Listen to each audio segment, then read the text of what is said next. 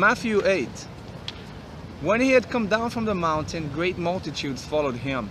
And behold, a leper came and worshipped him, saying, Lord, if you are willing, you can make me clean. Then Jesus put out his hand and touched him, saying, I am willing, be cleansed. Immediately his leprosy was cleansed.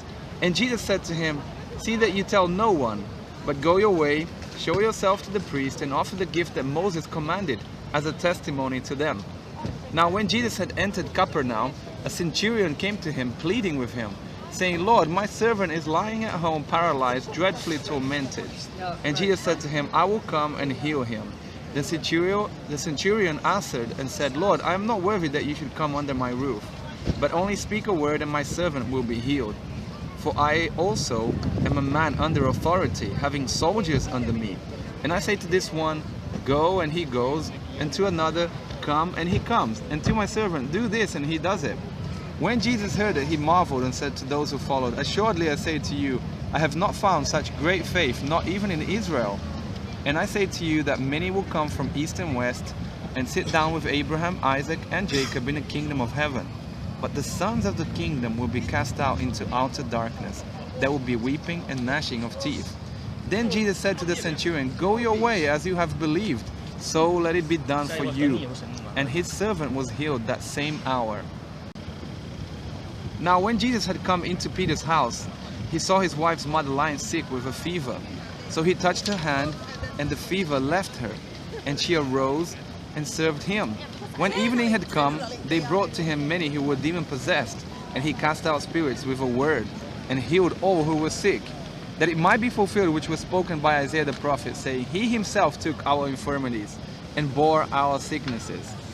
When Jesus saw great multitudes about him, he gave a command to depart to the other side. Then a scribe came and said to him, Teacher, I will follow you wherever you go. And Jesus said to him, Foxes have holes, and birds of the air have nests, but the Son of Man has nowhere to lay his head. Then another of his disciples said to him, Lord, let me first go and bury my father. But Jesus said to him, Follow me, and let the dead bury their own dead. Now when he got into a boat, his disciples followed him. And suddenly a great tempest arose on the sea, so that the boat was covered with the waves, but he was asleep. Then his disciples came to him and awoke him, saying, Lord, save us, we are perishing.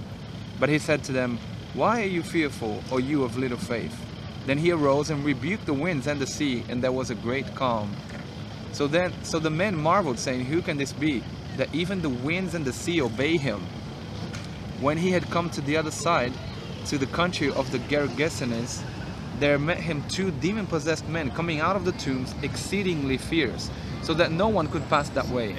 And suddenly they cried out, saying, What have we to do with you, Jesus, you Son of God? Have you come here to torment us before the time? Now a good way off from them there was a herd of many swine feeding. So the demons begged him, saying, If you cast us out, permit us to go away into the herd of swine. And he said to them, Go. So when they had come out, they went into the herd of swine, and suddenly the whole herd of swine ran violently down the steep place into the sea and perished in the water. Then those who kept them fled, and they went away into the city and told everything, including what had happened to the demon-possessed men. And behold, the whole city came out to meet Jesus. And when they saw him, they begged him to depart from the region.